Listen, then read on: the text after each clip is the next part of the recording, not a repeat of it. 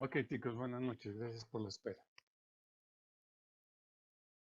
Bueno, hoy día vamos a hablar de un aspecto un poquito pesadito al principio, pues es mucho más sencillo y tiene que ver con los títulos valores como opciones que tienen las empresas para poder financiarse, sobre todo en el largo plazo. A ver, ¿qué consiste esto? Ya ustedes tienen conocimiento de lo que es un título valor. Un título valor es un instrumento financiero, es un activo financiero, es un papel que tiene un valor comercial. En nuestro país, los títulos valores están previstos en lo que es el Código de Comercio y que a la letra dice que deben cumplir tres condiciones. Estos títulos valores, no importa su nombre, deben ser creados y ser objeto de emisión conforme a una norma específica. Y esa norma específica obviamente existe y está dada por la ASPE. Estos títulos valores, número 2, dice deben identificar plenamente a la entidad quien está emitiendo el título valor. 3, su oferta pública debe ser autorizada por lo que antes se llamaba la Superintendencia de Pensiones, Valores y Seguros. Hoy toda esa competencia está conferida a la ASPE. 4 dice debe representar la existencia de una obligación, de una deuda que el emisor asume en relación al que compra el título valor. O sea, en otras palabras, este documento que es el título valor, que es el activo financiero, representa a una suma de dinero que en este caso la entidad emisora asume como deuda ante el comprador. Ahora, hay distintas formas de clasificar los títulos valores. Una primera forma de segmentarlos, de clasificarlos, es por lo que representan. Hay valores comerciales, títulos valores, que representan una participación, es decir, representan ser parte de. El caso típico, estamos hablando de las acciones.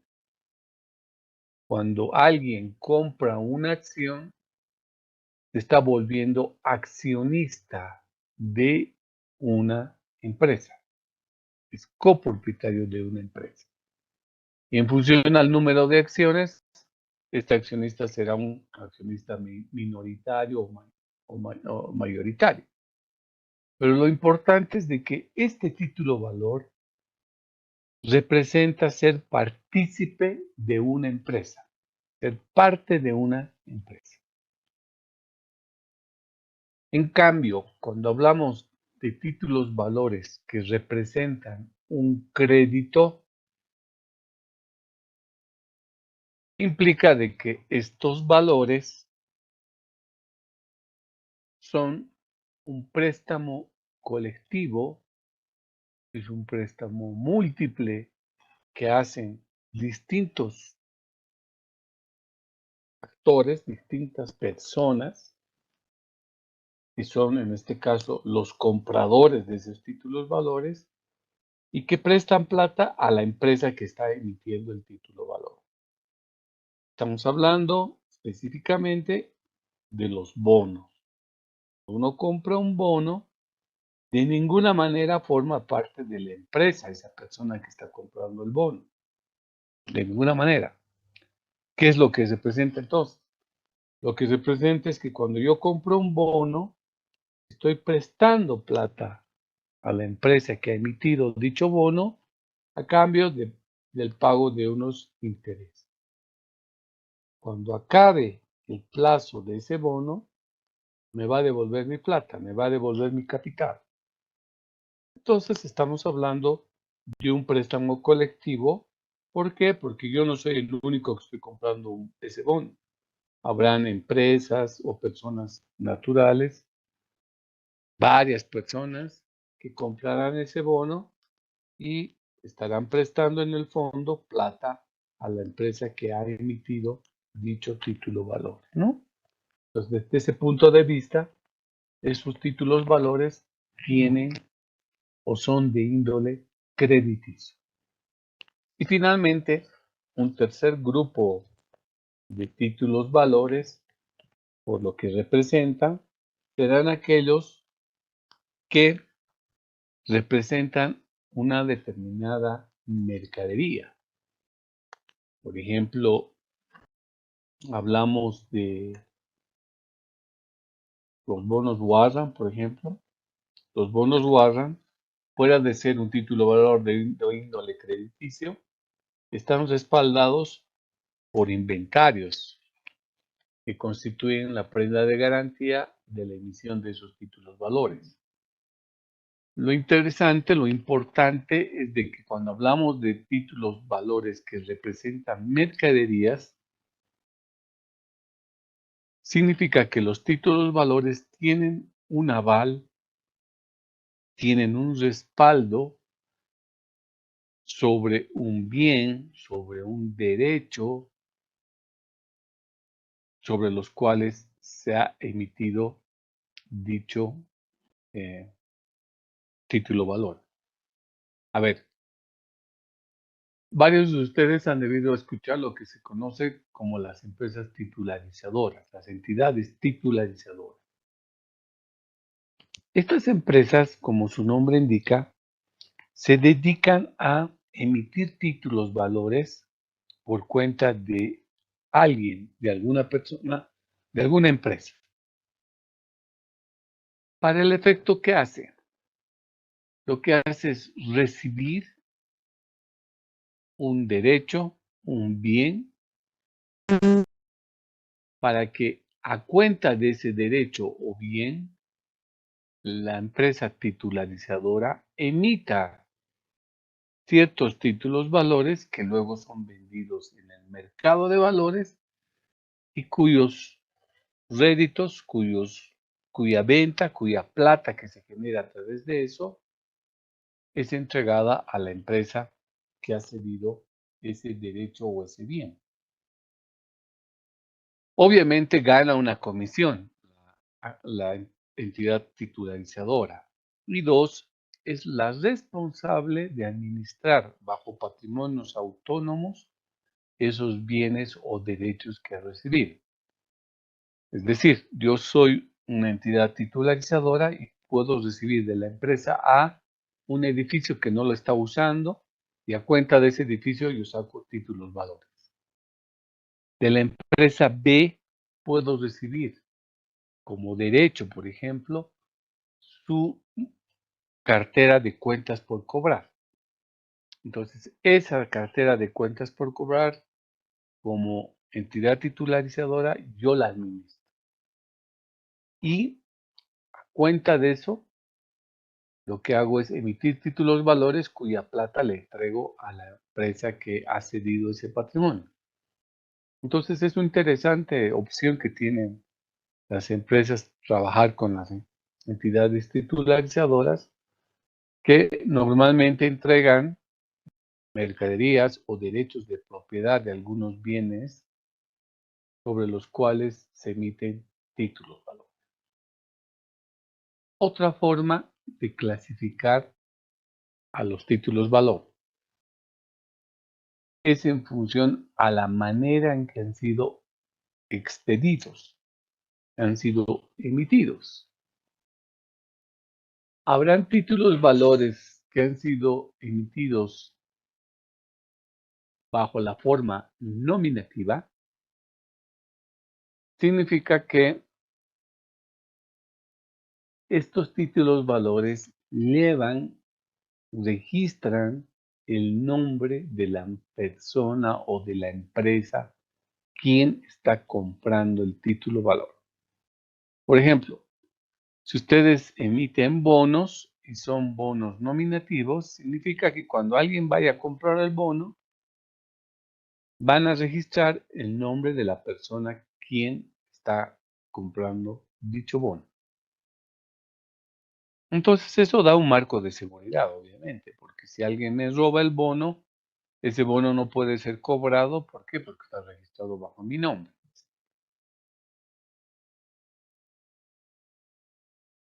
Esto implica, pero también una desventaja, en el sentido de que si yo quiero vender el bono, debo ir hasta la entidad emisora, hacer borrar mi nombre y hacer registrar el nombre de la nueva o el nuevo propietario de dicho título valor. Y la venta la haré mediante un endoso, ¿no? Que es al reverso del título valor colocar mi firma de aceptación, mi nombre y mi carnet de identidad para transmitir el derecho propietario a otra persona. Otra forma de emitir títulos valores se denomina a la orden, donde no colocamos el nombre de la persona, sino colocamos este texto que dice a la orden. Para transferir un título valor que está emitido a la orden, se necesita efectuar un endoso, pero con la ventaja, a diferencia de los títulos valores nominativos, que aquí no necesitamos ir a la entidad emisora a registrar el cambio de propiedad, ¿no? Es directamente vendedor con comprador de forma directa a través de este endoso. La tercera opción es emitir títulos al denominado portador, al portador. Y la expresión al portador significa que el dueño es el que lo porta, el que lo tiene en sus manos, el título valor. Entonces, la ventaja de estos títulos valores es que no necesitan endoso, pueden ser entregados en cualquier parte del mundo sin registro ante la entidad emisora y simplemente la transferencia se hace recibido el dinero, entregado los títulos valores y pare de contar.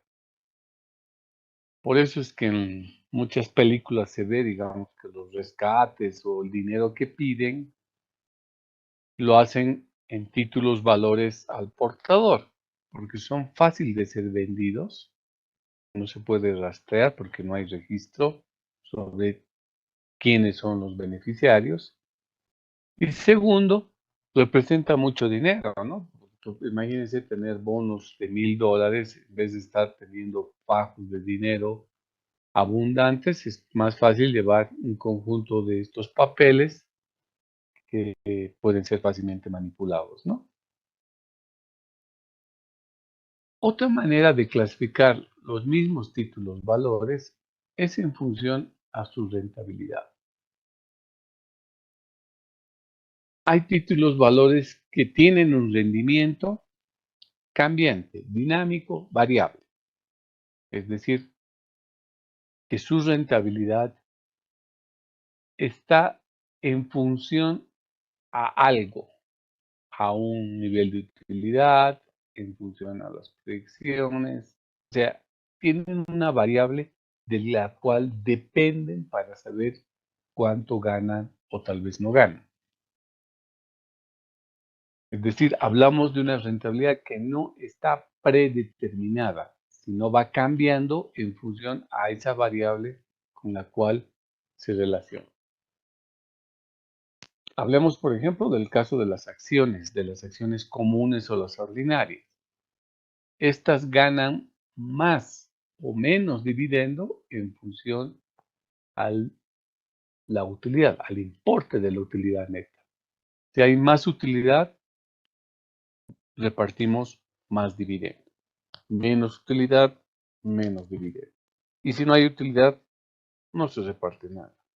En el caso de las acciones comunes, las acciones ordinarias. Todo lo que hemos hablado en la política de dividendos, ¿se acuerda? También existen otros instrumentos de renta fija, donde a diferencia de los anteriores, la rentabilidad está totalmente asegurada, es constante, es predefinida al momento de su venta. Entonces, cuando uno compra este título valor, sabe cuánto va a ganar cada mes o cada año, cada semestre, ya lo conoce. Caso típico, los bonos, caso típico, las acciones preferentes, donde ya está dado la rentabilidad que uno va a percibir. Sabemos que la variable riesgo siempre está de la mano con la rentabilidad. Entonces, los instrumentos o los títulos valores de renta fija tendrán bajos niveles de riesgo porque tienen bajos niveles de rentabilidad, a diferencia de lo que suceda en los instrumentos de renta variable. Y finalmente, también se puede pensar en instrumentos de rentabilidad mixta, es decir, que contienen las características antes mencionadas, donde al inversionista se le asegura una X cantidad de rentabilidad fija y a partir de eso otra rentabilidad variable que esté en función a alguna variable, a una variable que significa su base imponible, ¿no? Entonces, esta tercera opción recoge, digamos, los elementos de las dos primeras y hace más atractivo porque el inversionista en realidad nunca llega a perder, pero tampoco se queda con sabor a poco, porque tiene un tramo de ganancia que está en función al éxito que pueda tener la empresa en cuanto a su gestión. Traducido puede ser a nivel de utilidad, ¿no? Ok, entonces, bajo esta última lógica, pues en nuestro país tendremos ejemplos de renta variable, las acciones comunes, las acciones ordinarias, la renta fija, tenemos los bonos, los depósitos de plazo fijo, las letras del TGN, los certificados de depósito del Banco Central, certificados de devolución de depósitos del CDD, pagarés, los certificados de devolución de importaciones. ¿Quién sabe qué son los CDDs, los certificados de devolución de depósito?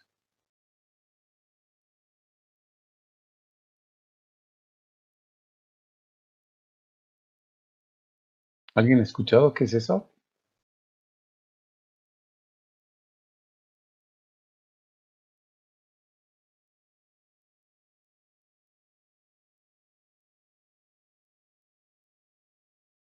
¿Nadie de las 45 personas?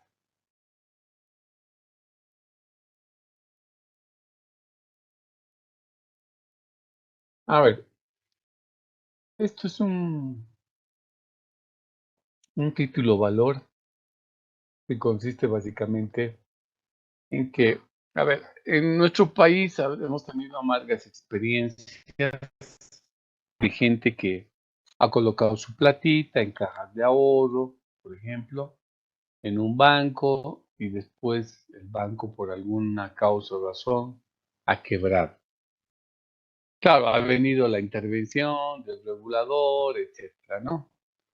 Entonces, en muchos casos históricamente, bueno, primero que no debería pasar eso, ¿no? Porque cuando se supone que la regulación más antigua del mundo es la regulación a las entidades financieras, porque reciben plata del público en general.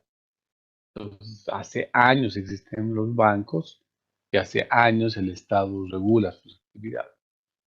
Con esa perspectiva, pues es obvio que si hay una buena regulación, ya se da el alerta oportuna a la entidad cuando las cosas no están marchando bien para no llegar a los extremos.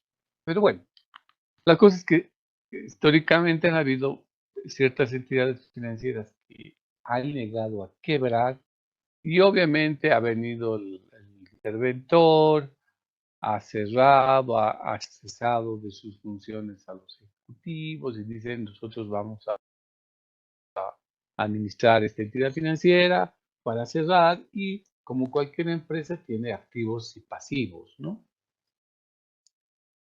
Entonces, ¿qué hace el interventor? Lo que hace es empezar a cobrar a todas las personas que deben al banco, ejecuta sus carteras y en base a esa plata va pagando a los que debe el banco.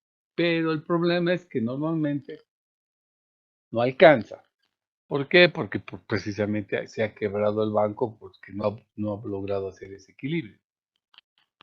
Entonces, producto de presiones sociales, uno que otro, lo que hace en años pasados lo que hizo el Estado es que a través del Banco Central entregarles unos documentos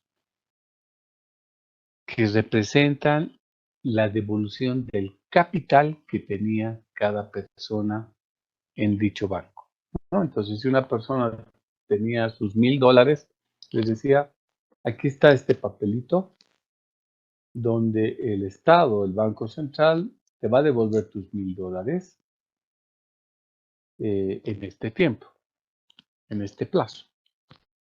Y entonces lo que se hace es una pirámide inversa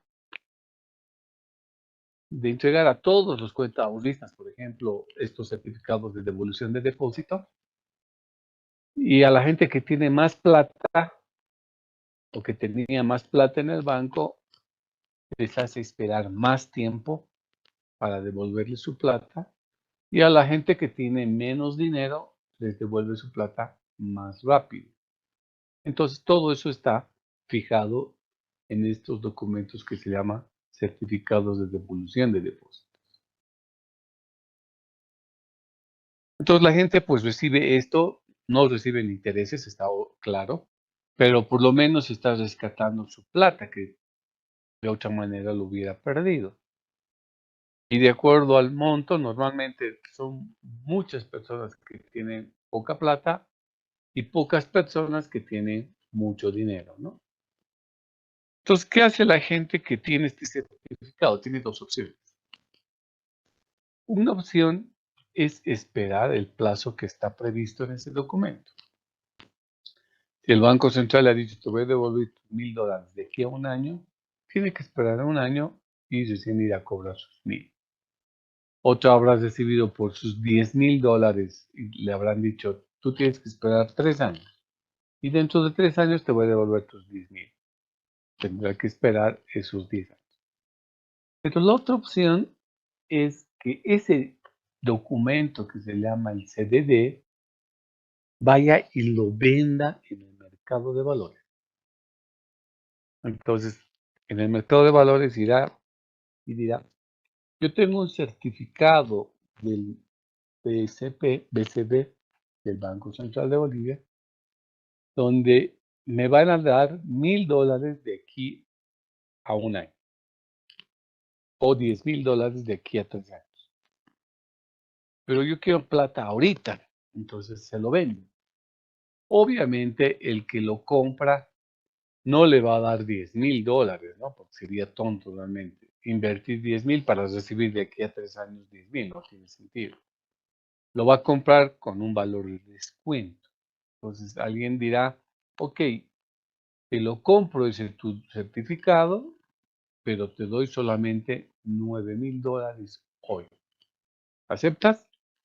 Entonces el que compra gana la diferencia.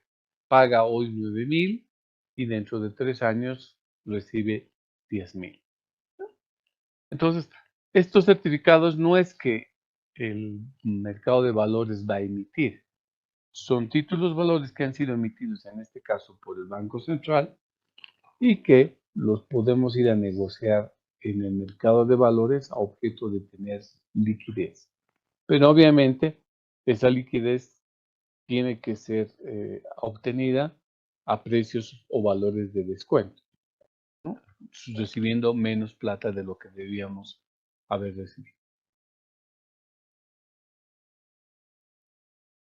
Entonces, en nuestro país existe una serie de instrumentos financieros, activos financieros o títulos valores que están tipificados, sea como desde el punto de vista de su expedición, sea desde el punto de vista de lo que representan o desde el punto de vista de su rentabilidad.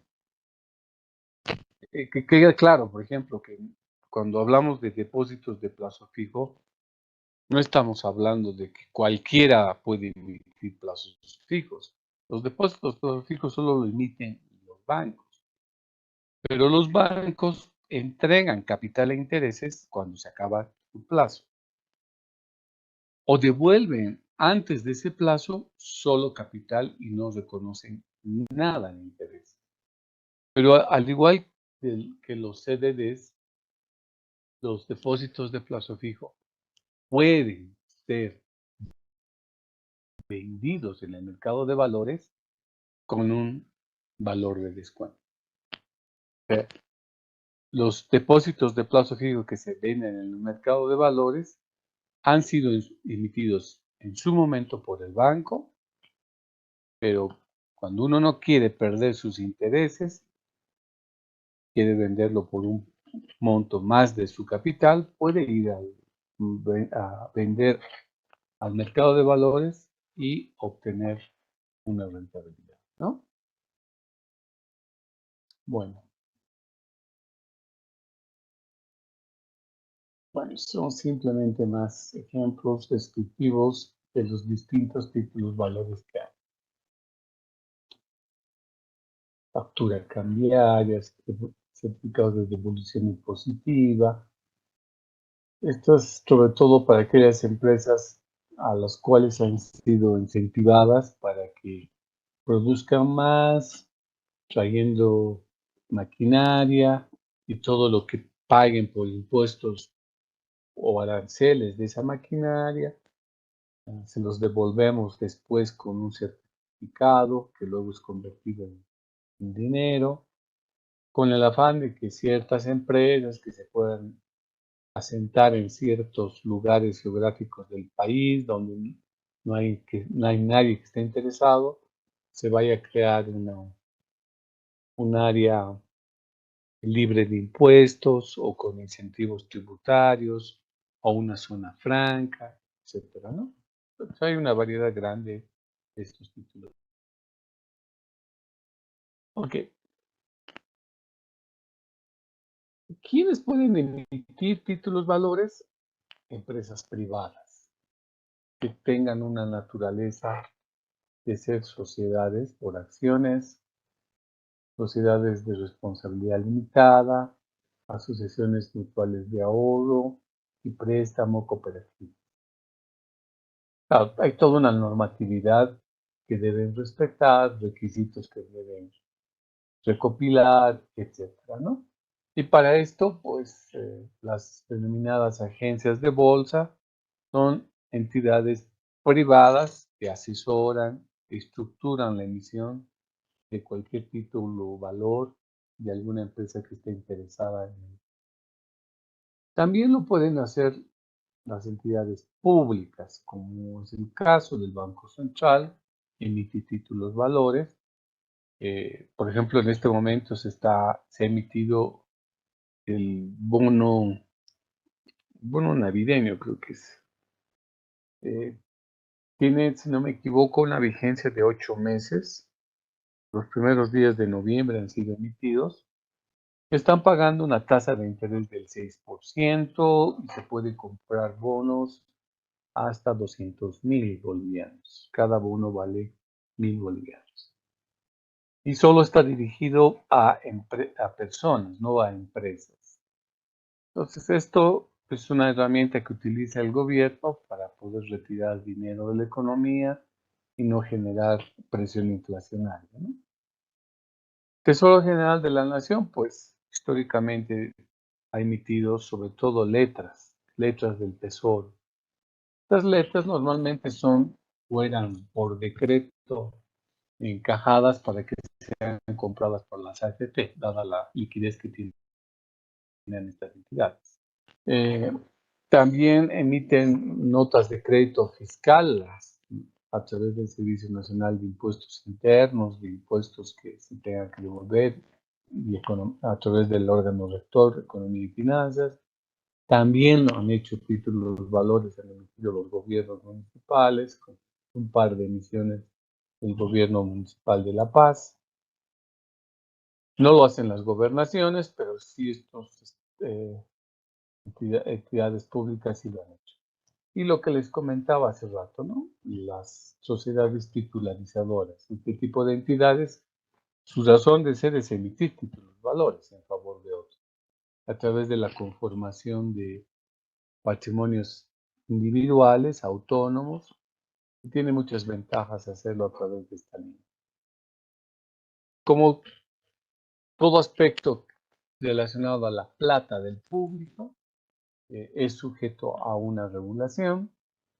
Está normado en nuestro país a través de la Ley de Mercado de Valores. Hay reglamentos. En esta reglamentación, obviamente, el Estado no salva o se actúa de su regulación a las propias entidades del Estado, como es el Banco Central y el Tesoro. Pero por lo demás, pues hay una lógica y unos procedimientos muy claros para emitir títulos valores. Oh, otra cosa que es importante, cuando uno va y compra títulos valores o activos financieros, la forma en que determina el precio de ese título valor en el mercado, a ver, hagamos un paso hacia atrás. Los chicos que pasan ya a portafolio de inversiones ya lo conocen, ¿no? En los mercados de valores, en los mercados donde se venden los títulos valores, hay conceptualmente dos tipos de mercados. El mercado primario, que son los títulos valores que se venden nuevitos a su primera vez. Quien fija el precio de ese título valor es la entidad emisora. O sea, no hay rebaja, no hay regateo. Y hay un segundo mercado que se llama el mercado secundario, donde los títulos valores ya no se venden por primera vez, sino por una segunda, por una tercera, por una quinta vez, N veces. Quien fija el precio de ese mercado ya no es la entidad emisora, sino es el propio mercado. Entonces, lo que nosotros ahora vamos a empezar a hablar es justamente de cómo se fijan esos valores, esos precios de esos títulos valores en el mercado. Y se lo hace tomando en cuenta no las ganancias históricas, sino las ganancias o los beneficios futuros que se estima se van a dar. Y esas ganancias futuras son traídas al presente. ¿Con qué? Con las herramientas que ustedes conocen de matemáticas financieras, ¿no? Una tasa de descuento que hace posible actualizar o descontar valores futuros llevados al presente. Entonces, el criterio esencialmente para determinar el valor que tiene hoy un determinado título valor es en función a los beneficios futuros que se van a derivar del mismo y que se los trae al presente a través de un costo de capital, a través de una tasa de descuento. Ese es el criterio esencial. Entonces, veamos primero cómo se fijaría el valor de mercado de las acciones. Las acciones, por todo lo que hemos hablado, son títulos valores que representan una participación. Son títulos valores de índole participativa. y que estas acciones son registradas por la empresa en esa área que nosotros muy bien lo conocemos en el balance general como su patrimonio. Eso determina que para las personas que compran acciones se conviertan en socios donde adquieren derechos y obligaciones. Y estos derechos y obligaciones estarán en forma proporcional al número de acciones que uno tenga. Si uno tiene un mayor número de acciones, mayores derechos tendrá, mayores obligaciones también asumirá. Ahora, hay diferentes nominaciones en cuanto a las acciones y su estado. ¿Qué quiero decir? Cuando una empresa es objeto de creación, pues elabora un documento de constitución de dicha empresa. Y en ese documento señala cuántas acciones es posible que pueda emitir la empresa. Ese número de acciones que están en ese documento de creación viene a ser lo que se conoce por el nombre de las acciones autorizadas. ¿Ok? Entonces la empresa se crea y dice, esta empresa está creando en fecha tanto y tiene autorizado emitir 30,000 acciones por un valor de tanto y la empresa determinará cuándo vender esas acciones. Pero esas 30,000 acciones llegan a constituir las llamadas acciones autorizadas. ¿Qué hace la empresa? Procede a vender esas acciones, pero no todas las autorizadas. Va vendiendo, si ustedes quieren, de a poco. Entonces podrá vender, por decirles algo, vamos a emitir 5,000 acciones. ¿Puede emitir hasta 30,000? Sí, pero no lo hace de pronto. Primero emite 5,000 acciones. Esas acciones que se venden al público en general son las llamadas acciones en circulación. ¿Y por qué no emite las 30,000?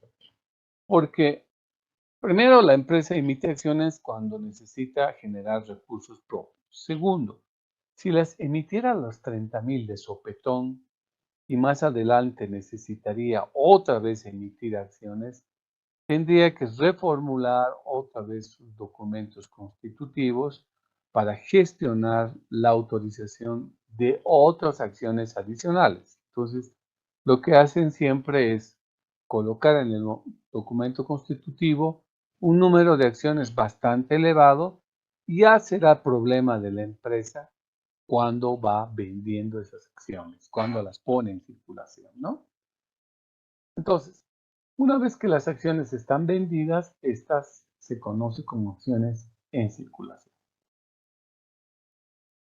¿Qué llegan a ser las acciones en tesorería? Esto implica que la empresa puede llegar a comprar en el mercado de valores sus propias acciones, ¿no? Yo he emitido esas acciones y esas acciones yo sé que están cotizándose, se están vendiendo en el mercado de valores. Y de pronto vemos que alguien está vendiendo sus acciones y la empresa va y compra sus propias acciones. Y esas acciones las guarda en tesorería, en la caja fuerte de tesorería. Y uno diría, pero ¿por qué hace eso? Primero, para que la empresa compre sus propias acciones, primero tiene que tener ya holgura en cuanto a liquidez. Debe tener su solvencia, porque si no tiene plata, entonces no se entendería cómo en vez de procurar tener más fuentes de financiamiento, su plata le está disponiendo para comprar sus propias acciones. Porque cuando una empresa emite acciones, lo que está haciendo es conseguir dinero a través de la venta de acciones, ¿no ve? Pues cuando compra una empresa sus propias acciones y las guarda en la tesorería, ¿Qué está haciendo fundamentalmente? Primero, asumir que tiene una liquidez suficiente para poder cubrir sus necesidades de operación, mantenimiento que tenga la empresa, si tiene inversión. Pero además, al comprar sus acciones, lo que está haciendo es que los accionistas actuales reciban una mayor cantidad de dividendos. Quiero explicarme. Ustedes saben que los accionistas comunes reciben sus dividendos distribuyéndose de las utilidades. Si las acciones en circulación son 5,000, esas utilidades van a tener que ser distribuidas entre las 5,000 acciones que están en circulación. Pero si la empresa compra, por decirles, 500 acciones, las acciones que están en circulación solamente vienen a ser 4,500.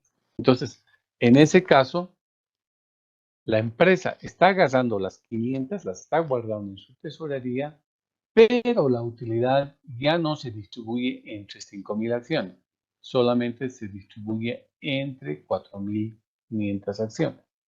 Por lo tanto, les llega un pedazo más grande. Entonces, como estas decisiones obviamente pasan por el directorio de la empresa y por la asamblea de socios, todos estos beneficios son de conocimiento de ellos para poder autorizar. Y finalmente, las acciones emitidas no vienen a ser otra cosa que la sumatoria de las acciones que están en circulación y las acciones que están en tesorería. ¿Ok? Más de las acciones. Ya también hemos hablado con ustedes, como veíamos, política de dividendos, los tipos de acciones que existen y las diferencias entre ellas. Hablábamos de las acciones preferentes con dividendos garantizados, implica rentabilidades fijas y acciones ordinarias o comunes que están sujetas a la obtención de utilidades. Pero también habíamos hablado en la política de dividendos de lo que era el valor nominal. El valor nominal de la acción viene a ser el valor con el cual es emitido por parte de la empresa. O sea, cuando es vendido en el mercado primario por primera vez, les decía, quien fija el precio es la empresa emisora. Ese precio se llama el valor nominal de emisión. Solamente sirve para ese momento. En la segunda venta, en la tercera venta, como decíamos hace un momento, ya no fija el emisor el precio, lo fija el mercado. Y el mercado puede fijar un precio por encima del valor nominal o por debajo del valor nominal o también un valor similar. Eso viene a ser el valor de mercado, porque el mercado con sus fuerzas de oferta y demanda es quien fija el valor de dicha acción. Y con ustedes ya hemos aprendido a determinar el llamado valor en libros contables, el valor contable de la acción, ¿no? Cuando se acuerdan, agarrábamos todo el patrimonio neto, quitábamos si es que existía capital preferente y todo lo demás lo dividíamos entre el número de accionistas comunes u ordinarios. Y de esa manera sacábamos su valor en libros contables. Ahora nos vamos a apuntar más a lo que es el valor de mercado, porque el valor nominal sale producto de una reingeniería financiera que hace la empresa al momento de emitir estas acciones. El valor de libros surge de que al terminar cada año, la empresa va calculando en función a su patrimonio neto cuánto vale una acción en libros. En cambio, el valor de mercado ya sale de la esfera de atribución de la empresa y es el mercado quien fija dicho valor.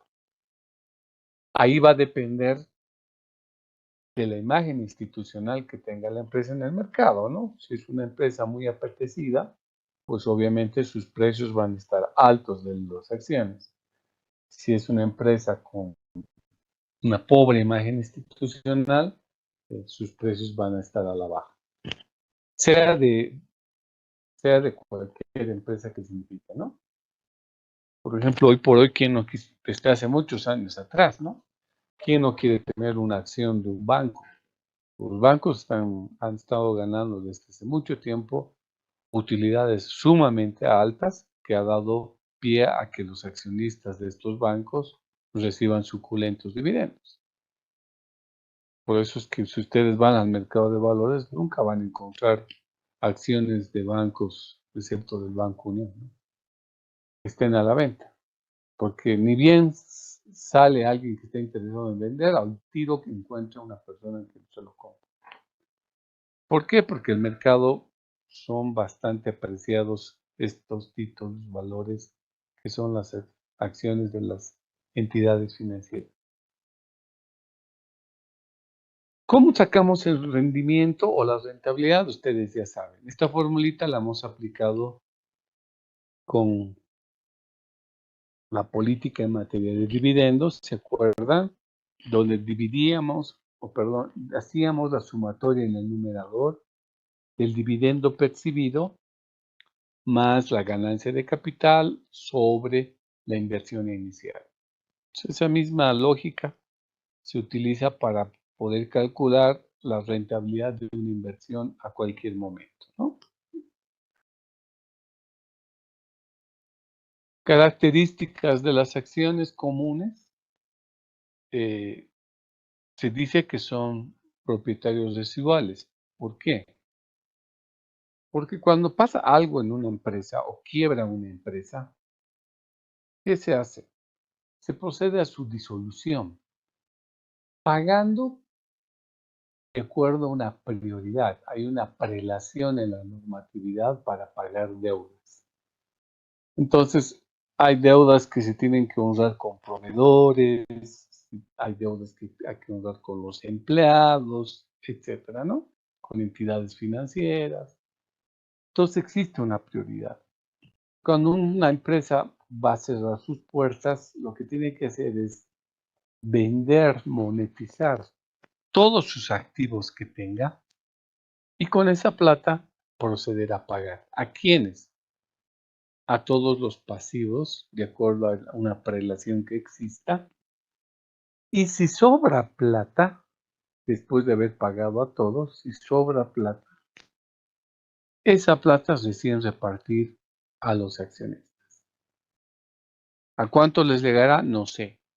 Será probablemente una suma más inferior de lo que había aportado, sin lugar a dudas.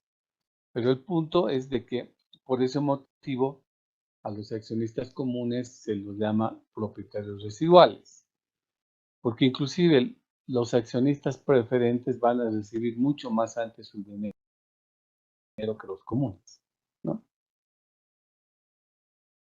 El accionista, como les decía, recibe derechos y beneficios en función al grado de número de acciones que tenga. O sea, su responsabilidad y su derecho va en función al número de acciones que tenga, no más.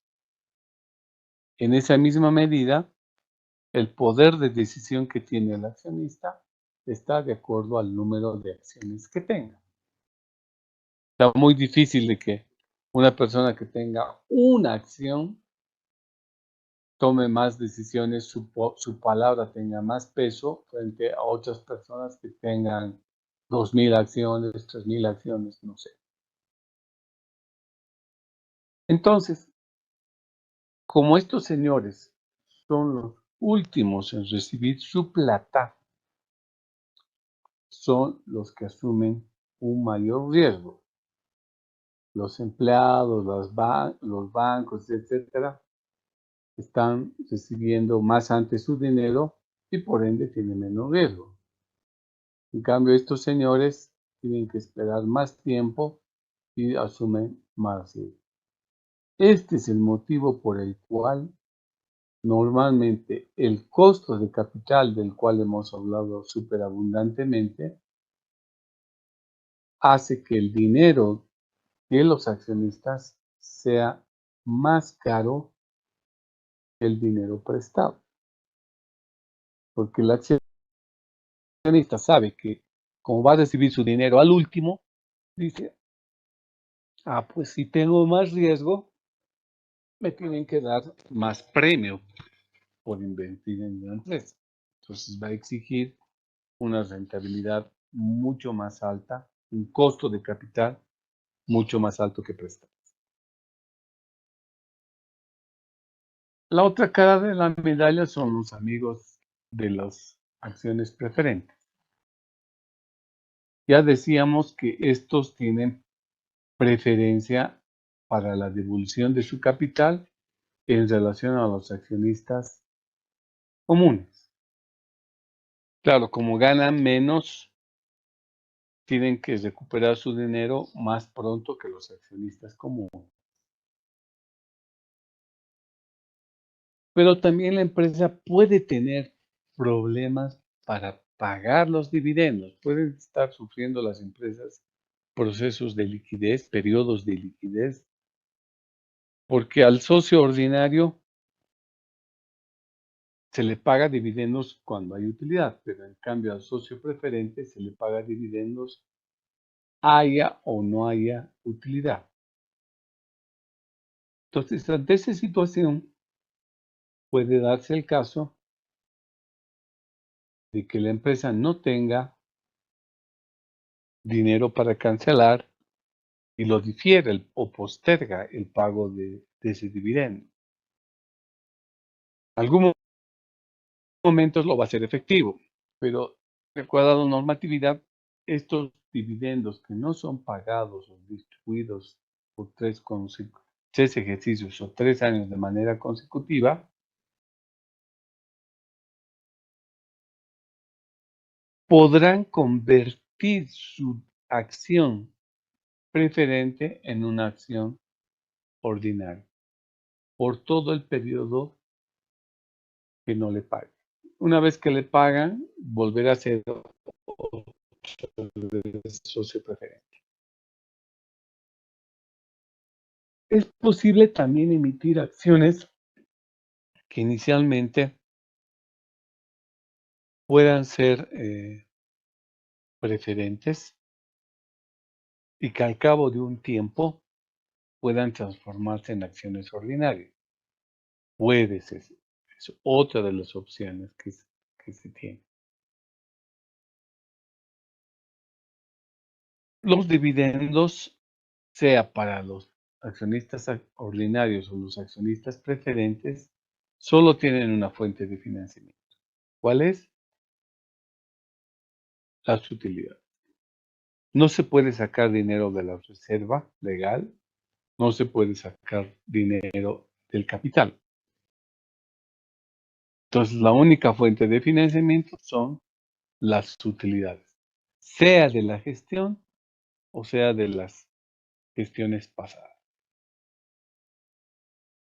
Ahora, otro tema que tiene que ver con las acciones preferentes es que una empresa no puede solo emitir acciones preferentes y no acciones ordinarias o comunes. No. ¿Que pueden emitir solo acciones ordinarias? Sí. ¿Solo puede tener acciones comunes o ordinarias? Sí. Puede darse el caso. Pero lo que no puede darse el caso es que sean solo preferentes y nada de ordinarias. Ese caso no se va a dar. ¿Que puede haber un mix? Claro que sí que puede haber. Emitan acciones ordinarias, pero también emitan acciones preferentes. Esa emisión de acciones preferentes no tiene que sobrepasar el 50% del capital suscrito producto de las acciones ordinarias. Ese viene a ser su límite. Su valoración, es decir, cuánto cuesta estas acciones, va a tener la misma lógica, ¿no? Habrá un valor nominal de estas acciones preferentes, un valor en los libros contables, que prácticamente no va a cambiar, y el valor de mercado. ¿Por qué no cambiaría su valor en libros contables? Porque estas acciones preferentes, al tener un dividendo ya definido, todos los años ganan lo mismo, ni un peso más ni un peso menos, ganan lo mismo. Entonces, acá no podemos encontrar una ganancia adicional que nos permita beneficiarnos de estas acciones. De las que sí podemos obtener ganancias adicionales son de las acciones comunes. ¿Por qué? Porque al tener un valor en el mercado, yo voy a ganar no solamente por los dividendos que efectivamente paguen en función a las utilidades, sino que podemos ganar por la diferencia de precios. Porque una acción puede estar cotizando hoy a cierta cantidad de pesos y de aquí a 3 meses puede tener otro valor en el mercado y si tengo suerte, ese valor será mayor que el actual y eso me produce lo que conocemos como ganancia de capital. O si tengo mala suerte, puede ser que de aquí a 3 meses la cotización de esa acción haya bajado y voy a tener que experimentar o cubrir una pérdida de capital, ¿no? Ahora, ¿cómo vamos a valorar las acciones? Desde el punto de vista del mercado. Vamos a valorar primero porque las acciones no tienen un periodo de vencimiento. O sea, no hay plazo. El único plazo que podría existir es cuando se emiten acciones preferentes convertibles en acciones comunes. Ese es el único plazo. Pero después las acciones no se emiten con plazo porque se asumen que las empresas van a vivir para siempre. Pero lo que sí podremos estimar son la tendencia de los dividendos que se vaya a pagar. Sobre la base de esa tendencia es que se aplica lo que ya nosotros conocemos como una tasa de descuento, que nos permite traer esos beneficios del futuro al presente y poder determinar cuánto es precio de mercado de esa acción. Esos son los dos pasos que están previstos acá como el procedimiento de cálculo. ¿Qué modelos vamos a ver para el tema de las acciones comunes?